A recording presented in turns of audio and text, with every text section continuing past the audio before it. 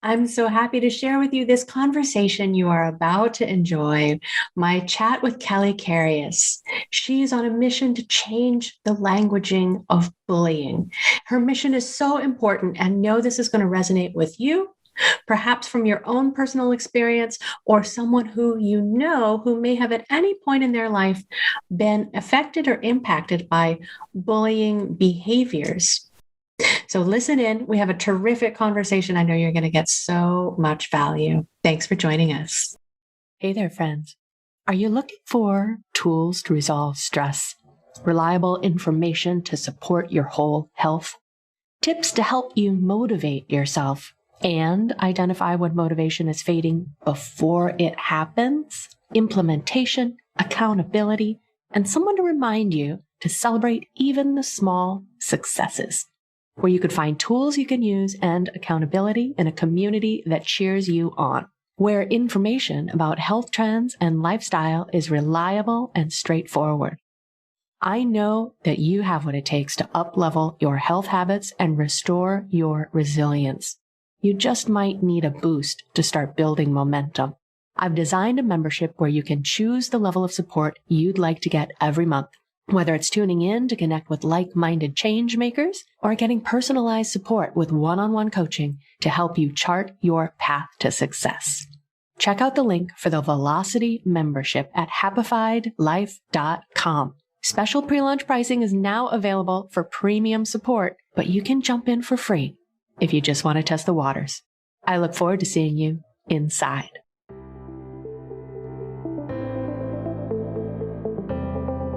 Living in a stressful world doesn't mean you have to give up on happiness. Instead, you can shift your perspective of stress and discover how to live your life in flow. Welcome to Happified. I'm your host, Susie Vine. Join me for inspiration and interviews with folks who are shining their light in the world in the areas of positive mindset, health, and wellness. I'm so happy to have you here.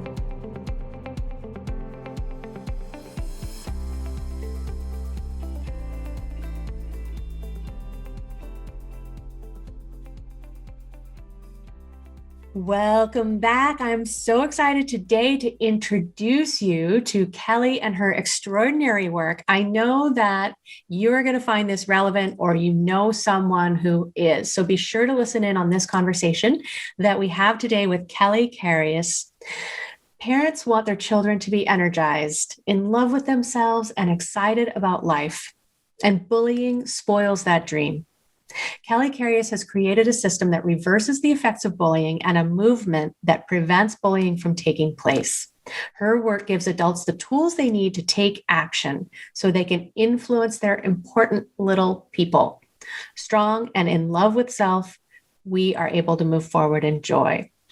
Kelly Karius is on a mission to change the language of bullying. She began her career in child protection in 1999 before establishing a private practice in Melville, Saskatchewan. Her work in counseling and personal experiences resulted in the creation of the No Such Thing as a Bully program. Since then, Kelly has been writing and evolving this work to incorporate more robust products and services to complete the No Such Thing as a Bully program.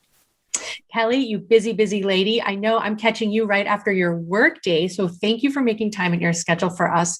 I'm so excited about what you've put together because I know in my own life, I don't think there's a life that is unaffected by bullying, either from experiencing it or seeing it happen or being the one to dish it out. Yeah, absolutely. It's pervasive. And, it has to do with the culture that we've created around us. It has to do with systemic attitudes and ways that we perceive emotion and share emotion. And there's so many dynamics to it. It's a really complicated kind of issue. And I'm really often I can't even believe what is created here with No Such Thing as a Bully and its potential to make change in the way that we do look at bullying. And so initially you started out working in child protection. I think that's fascinating. Is that something that you studied or was that just the opportunity that came as you completed school? that was what I thought I was supposed to do. So I had convocated as a 20-something social worker with two little ones on my hip. I went back to school after I got married and had some babies and got divorced, and so I was so happy to have that social work program available to me in my little community. Um, but I wasn't there's not a lot of private social workers, or there's not a lot of social workers that just sort of do what they want. They work in child protection or schools, and so I went to work in child protection, and it really felt like I was just a cog in a very big system that was helping very few people, and I didn't want to be a part of it. And so after exactly a year, I started on January 1st and I quit on December 31st. So exactly a year, I left and I started a private practice. And people were like, well, you can't do that. You just have a bachelor's degree. You don't have the proper mentors. You just can't do this. And I just said, well, I also have a mediation certificate. So I think I'm good to go. And I leaped. And so that is even where no such thing as a bully started. I had such interesting first cases. All of my first cases are a story and a half, but I'm only telling this one here. I was hired by 20 sets of parents to advocate for them about a teacher / principal who was mistreating their children in a grade 6 classroom. I didn't know, I was really young. I still look back on it and I'm like, some of the steps I took were really brave, and I think some were really stupid, and some were not helpful to anybody, and some probably helped some people. But in the end, what I ended up really recognizing is the way we are talking about bullying is not effective. And I couldn't go to a director of education and say, you're being a bully, because I would just get laughed at. But yet that's the behavior that's trickling down to our kids. And we look at our kids and say, oh, look at you, you're a bully. So I really, that kind of went around and around in my head for quite some time. And I created the first version of this that had all of the same lessons in it. And I thought I was done, but then I sat back and had a creator electric shock go through me, and realized I also had to go through and take out anywhere that I was using the words bully or victim as labels. And just start from the beginning of the book and read the whole thing again, and take out anywhere. And I replaced it with bully action and victim response. And so the base idea is that we all use both bully actions and victim responses from time to time. One set of skills solves both. And then along with that set of skills, we teach skills to reverse. Sometimes people will say, what? Reverse the effects of bullying. You can't reverse the effects of bullying. I think you can. You can heal from bullying. You can heal from abuse. You can heal from a difficult relationship. You can heal and reverse all kinds of things. And so with reversing the effects of bullying, we're really looking at what messages have been taken on in that situation. So somebody said to you, oh, you're a big, fat, ugly loser. And now you're walking around with that ringing in your brain, and maybe even saying it to yourself. And that's what needs to be reversed. And so No Such Thing as a Bully provides the tools to be able to do that. I think that's so powerful. And I find it fascinating that some people would say to you, well, you can't reverse bullying. Because what a limitation to be putting on themselves or others.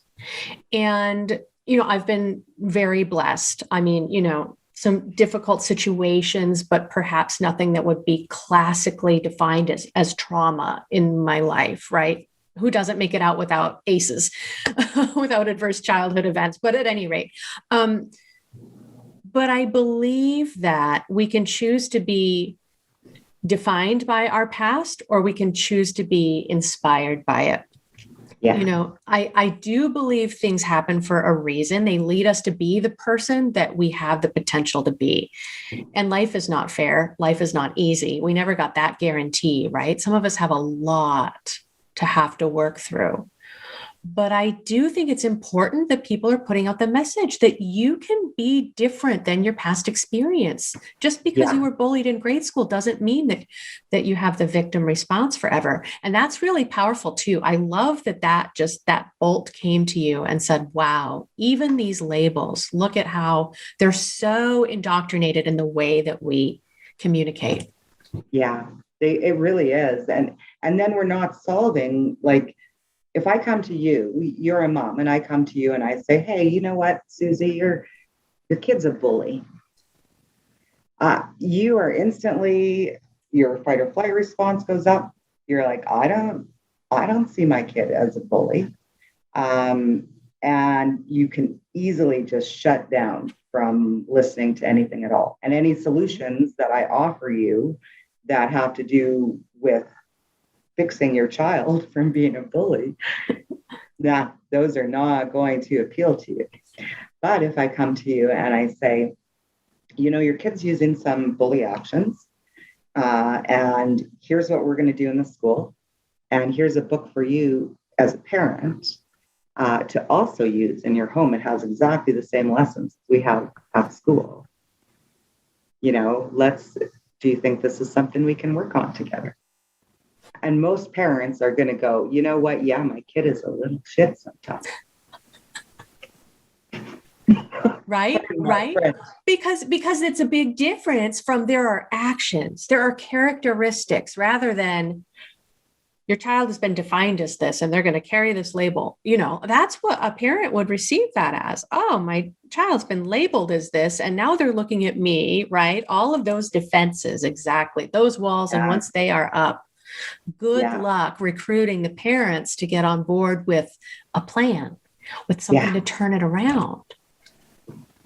Yeah. And even the idea of, when I approach you and I say your kid's a bully, it does imply that you are too, because that's our common way of thinking, right? Our kids are getting it from somewhere. And I agree that. I agree that that's true. And I agree that we can all use some extra tools, to be able to change the way we communicate. But, sometimes you just have a family that needs to learn how to communicate better. The intention is not about, I'm going to hurt someone else or I want power over someone else. But it's like, well, I have to get my needs met too. And I'm not, I haven't been able to do that. So we can provide those different ways. And then my main idea is that it's not for me to be speaking to children. It's for me to be speaking to adults and giving adults different skills that they can apply in their own lives, and then teaching them how to teach it to their kids. And then they've got the tools, right? Once they understand and are able to apply the tools and see results, then they're empowered to have that new way of communicating, that new framework to work with. Yeah. In all areas of their life. So, it's going to impact the way you run your family, but it's also going to impact you at work. And if you've been, as so many people are, if you've had difficult relationships at work where people are using bully actions against you, this will give you tools to strengthen that and to, be able to figure out, well, how am I going to manage this person and how am I going to manage this situation? Yes. And, I'm a big fan of tools, and we need to work with them to refine them before we're in the heat of the moment, right?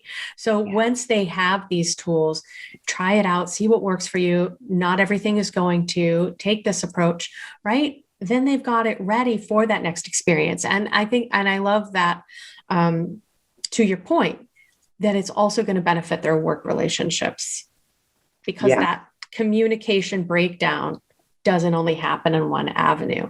Things might roll downhill, and stress from work might be causing difficulty in that home relationship, but things are happening at work too.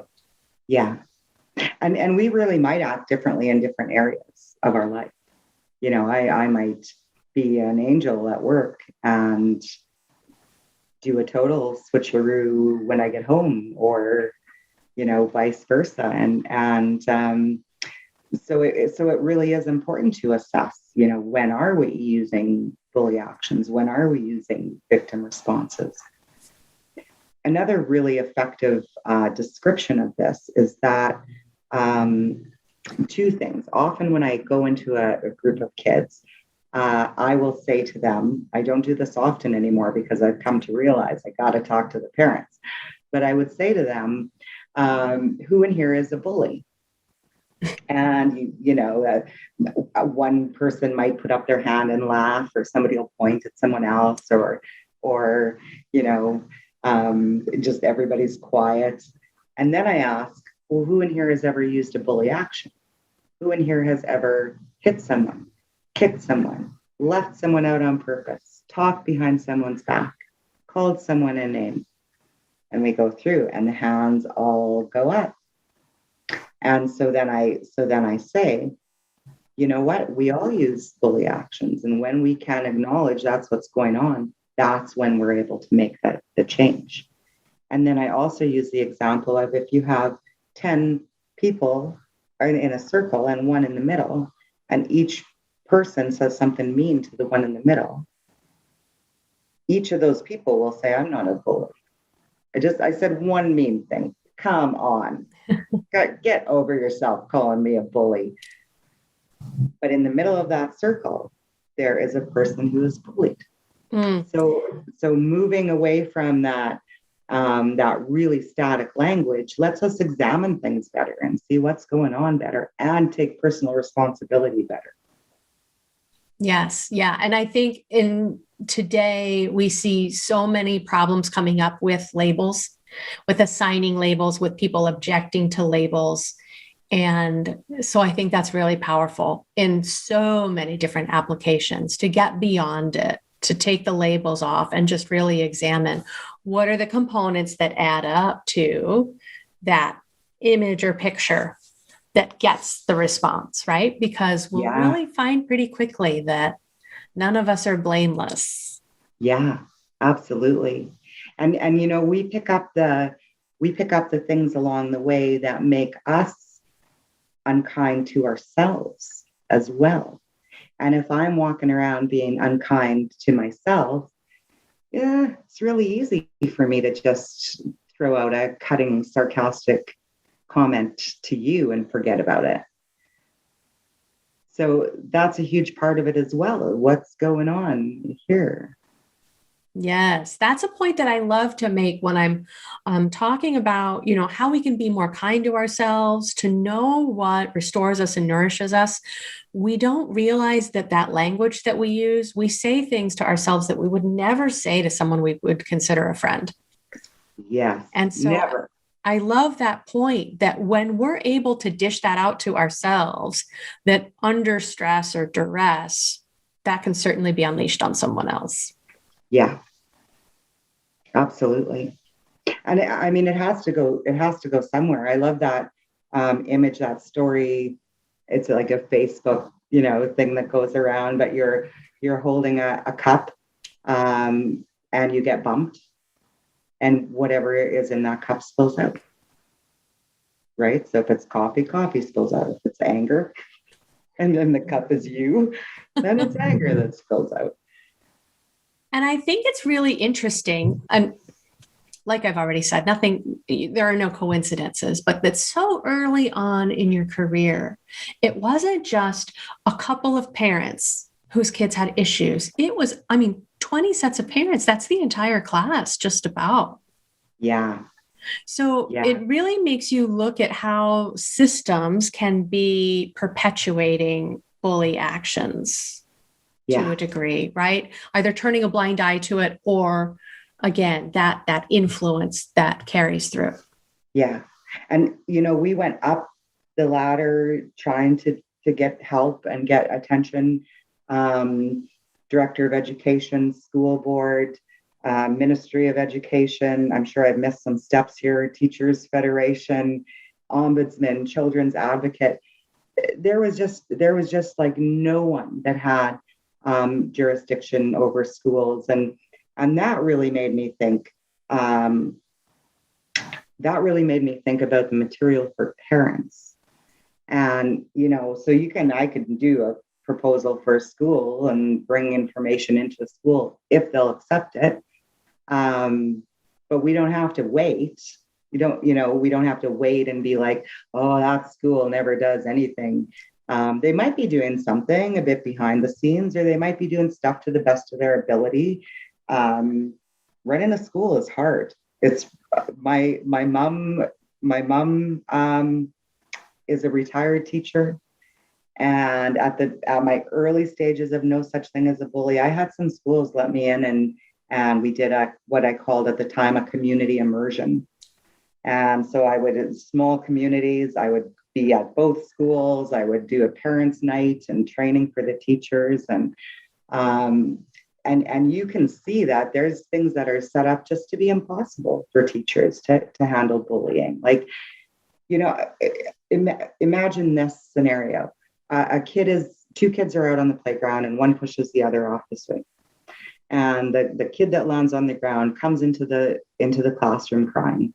And he says, Billy pushed me off the swing. And the teacher says, oh my goodness, are you okay? Brushes him off, gives him a pick me up. You're going to be all right.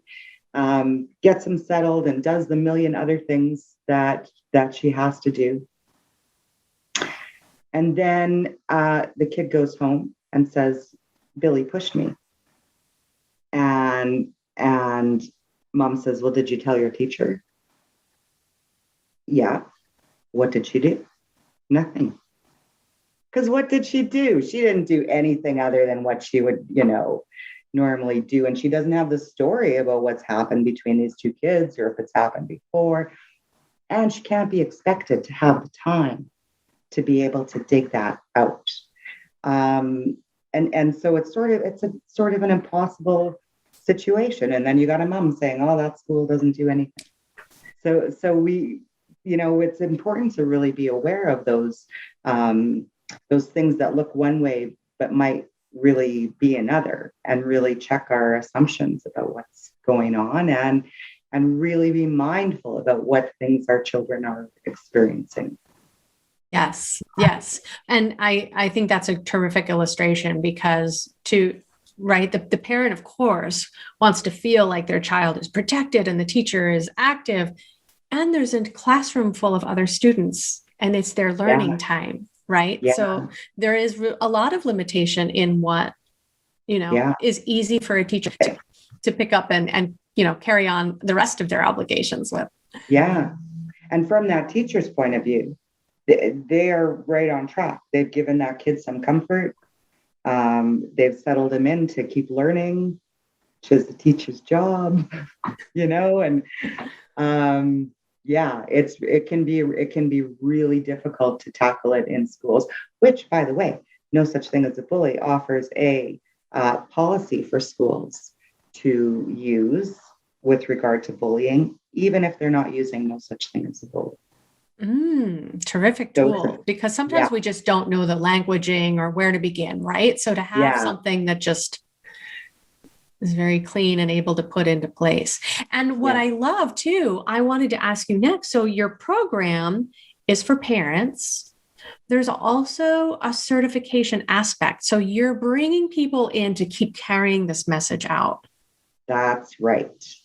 So these are counseling tools, and they're not rocket science. So I think that they should be in the hands of as many people who are willing to spend the time to learn them. I don't think that you need to have a particular university degree to take the certification training. I think that, some people, I've trained people who have really big families, and they want to learn how to teach this in a really intense way to their big families. I have people who are certified and just use it in their own counseling practice. I have speakers or parents who've had some experience with bullying who want to be trained so that they're already speaking about bullying, but they just want to add a different way of talking about it alongside what they're already talking about. So really, certification training may be meant for people in a lot of different areas in their life, but the main thing is that they can see that we're not dealing with bullying well, and they want to be able to talk about it, spread the word, be able to teach a different way of dealing with bullying. And I think that's so powerful, having the vocabulary, having the understanding, knowing where to begin and what's effective and what isn't, right? Because the last thing we want to do is be bringing in layers of shaming or, ineffective interventions that are going to make it more difficult for either party.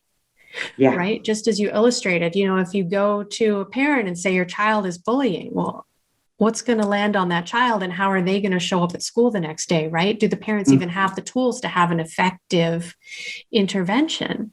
And so how did you start taking this to the parents? Did you, from your opportunity to speak in schools, then be able to reach out to the parents of those classrooms? Yeah. And very, very cliff jumping of some of those first schools.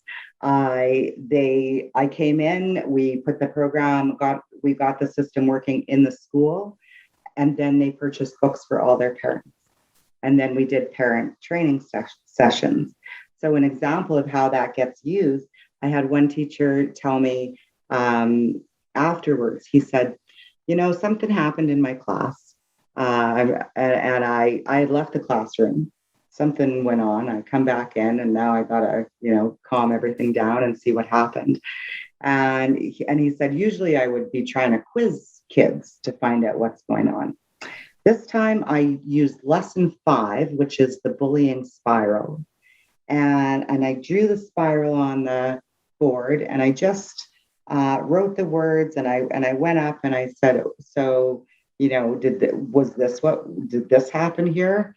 Yeah. Okay. What could have stopped it? What could have we done to, keep this from escalating farther? And then up the spiral, did this happen here? Well, what could we have done to keep it from escalating farther? And he said, I got more information than I ever would questioning them. And then a note went home with them that said, this event happened in our classroom today, and we went over it using lesson 5, and please take a moment and look at lesson 5 with your child at home tonight, and talk to them about what happened today, find out what happened. And how empowering is that? Suddenly, the teacher has the tools, the students have the vocabulary. There's not shaming. It's about actions. Yeah. Our actions got the better of us. Let's unpack that. Yeah. And there's so much to do with, just human nature and fight or flight responses. Fight, flight, and freeze is one of the lessons in the book that I think is really important. And a lot of kids, when I teach that lesson, I just see light bulbs going off, and have you ever hit somebody and then afterwards been like, oh man, I didn't mean to do that? And they're like, yeah, because, of course I have. Well, let me tell you why that happens. Boom. light bulb moments going Yeah. off. Oh, Yeah. Yeah. what a powerful tool, and it's like when I hear the stories of when they introduce meditation in schools, perhaps in the morning or perhaps in the detention room, right? Oh, you have to go to the principal's office. You're going to go sit in the meditation room and then go back to class, right? Where would we be if we had these tools 30 years ago? Yeah. Yeah. Well, and I really, in the No Such Thing as a Bully material, I'm really encouraging classrooms to just do it. Just, it doesn't have to be fancy. It doesn't have to be long. You can, as kids are sitting down, getting ready for the day, once everyone is sat, let's take 3 deep breaths together. And that's it. What does a meditation do? It calms your brain. It gets you a little more oxygen. So we don't have to, we can be fancy. I love, experimenting with different kind of meditations, but it's not limited by, using up a lot of time or a lot of resources. Mm. I love it. These tools for the toolkit. I've got my own light bulb moments going off over here. I'm so excited. Nice. I just think it's so exciting in your community, and then expanding this reach and helping to give other people the ability to keep these toolkits going, right? To just envision this web reaching out and really making a shift. And so what you're putting together right now, so we're recording this conversation in March, and it'll probably go live later because things add up in the queue. And so I'm loving what I'm hearing that you've got in mind as we're envisioning the rest of the year, what you've got coming out. Currently, there's a challenge. It's coming up next week for No Such Thing as a Bully, but then in the future, there's going to be something else. So there will be Kelly's link in the show notes, and you can always see what's coming up soon in her community. So in addition to the No Such Thing as a Bully program, what else is it that you've been working on? Well, I've been working on different kinds of challenges and building a group where we can come together and just have bits of fun. So in this group, there's mini challenges. There's 5-day challenges, the mini challenge. This time is going to be, actually, as we speak in March, I'm doing a mini challenge of being kind to yourself. And so people have 3 days to just write different things that they do to be kind to themselves. And then I'll have a little draw. And about the time this airs, there should be another bigger challenge coming up called How to Be Your Own Best Friend, which I just think is essential. And I look at the amount of time that I've spent as a single person by myself in this pandemic that we're hopefully not experiencing anymore by the time this airs. Yeah, here's to that. And I'm so glad that I love to spend time with myself. So, I'm going to give you, can I give one hot tip for how to be your own best friend? I'd love that. Please do. It's the best. It's one of my favorite things. Listen to love songs as though they were written for you, by you. Ooh, juicy. Yeah. So I Can't Live Without You. That's correct. You cannot. I'd do anything for you. Thank you. Yeah. Everything takes on a whole different ring in your ear and a different perception when you're listening to it as though it was written for you, by you. Oh, I love that shift. That's so powerful and we were just talking about it earlier, right? We'll say things to ourselves we wouldn't say to anyone else we care about, but we think it's perfectly okay to should all over ourselves, right? Or be really disparaging.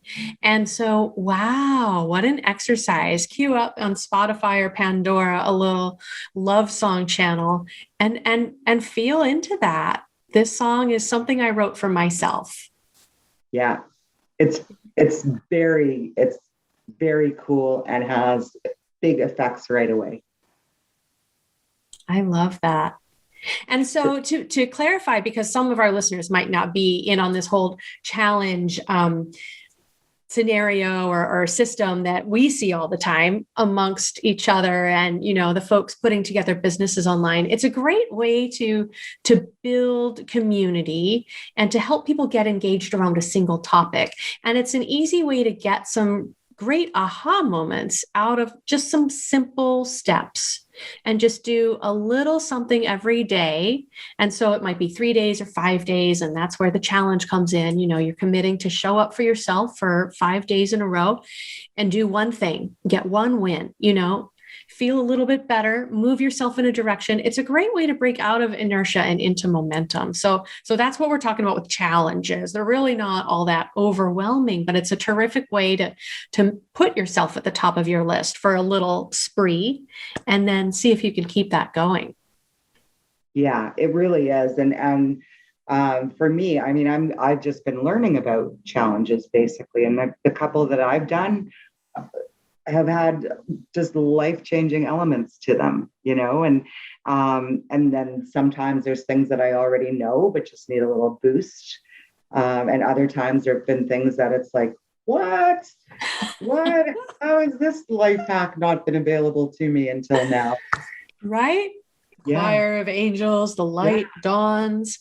Well, and what's really fun about it too is, you know, in personal development circles, we like to say you're the average of the 5 people you spend the most time with, right? You know, your inner circle might not share your goals or your vision for changing yourself or doing something better for yourself. But now in this social age, you can find a community that shares your goals. You don't have to be trying to commit to change on your own. And so it's I love the communities that come up around these too. Yeah, absolutely. It's been amazing for me to grow that Facebook group for sure. And I would invite anyone who wants to join in on the Facebook challenge group, just please do. I think we're going to post a link tree link that has every important link that I could possibly think of. And the link to join the Facebook challenge page will be there. So I absolutely would welcome anybody to join in. Yes, it's a lot of fun. And we're definitely going to have all the links in the show notes so you can catch up with Kelly. And her homepage is always going to have the latest, greatest events going on. So you can see what's going on there. And then, yeah, through the link tree, there's some great resources through, you know, everything that you've put together and through just the giving nature. I mean, you've been a problem solver since go. And I love how everything has come together to really lead you to all of these brilliant solutions. And I think these are the kinds of changes that we need to start like wildfire and be passing along. You know, the grassroots movement, this is the kind of thing that these are supposed to take flight. Yeah, it's so exciting. So I'd love to ask too, in addition to singing love songs to yourself, which I'm going to add to my self-care list, I have a things that make me happy list. I'm going to write it on here right after the show. Nice. Is there anything else that you do to help yourself feel restored, or when stress is coming up, is there a way that you come back to center? Mm-hmm. There sure is. There's so many ways. And I guess that's one thing that I want to stress is, you know, sometimes when I'm doing counseling sessions, people, they kind of would like one thing to be enough, you know, well, I do affirmations. Yeah. You know, I mean, first of all, what do you mean? Like, how do you do them? That is the next best question, isn't it? How are you doing those? Yeah. Yeah, because it matters, like, you know, right, what you're actually doing with them, how actively you're using them. So I just want to stress that it's okay to use a lot of things. And it's okay if sometimes you use something and it fades away and then it comes back. or something else replaces it, and then you do those two things. It's okay. However, anybody does self-care is okay. So for me, one of the big things that I do is use one of the tools from No Such Thing as a Bully for balancing thinking. And so if there's any unhelpful thoughts happening, you grab them and you say, what's true about this thought? What's not true about this thought?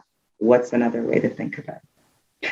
So an example of that is, as I'm growing No Such Thing as a Bully in leaps and bounds, I've been hiring people to do some of the things that have been holding me back before I am really able to hire them. So it's a bit of a leap. So then I'll have the thought, oh, well, what if I just have no money forever? What if I just never have, now my job is less. What if I just never have money again? Okay. What's true about that? Nothing. No, I can go work at A&W. What do you mean? What if we never have money again? So then you go to the next part. What's not true about that? And there is your list. I'm seeing growth in what I'm doing. I'm moving things forward. I am, creating products for sale. And then you take those two pieces and you combine them together. Now, in this case, with this example I gave, there's nothing really to combine because there's nothing in that first one. But sometimes there is something true about, something you might think. Maybe I'm a kid and I just lost a hockey game and now I'm walking around going, I'm such a loser. Well, okay, grab the thought. I'm a loser. What's true about that? I just lost a hockey game. What's not true about it?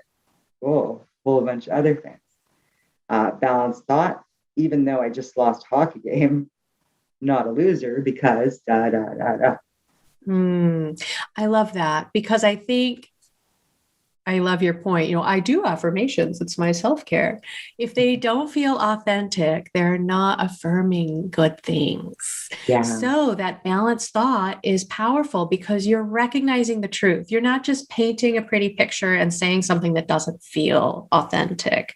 So you can be authentic and give yourself grace, recognize what is true, celebrate that. I love that. Balanced thought practice. And I do think that once you've got the balanced thinking down, the positive thinking or the easily just living affirmations instead of doing them or saying them, because that's a huge difference, that's what you move to past the balanced thinking is actually living the affirmation. So now when I'm thinking in my head, I am wise. That's not something I'm saying to myself anymore. That's something that I'm like, hey, I'm really grateful in this moment that I am wise right now.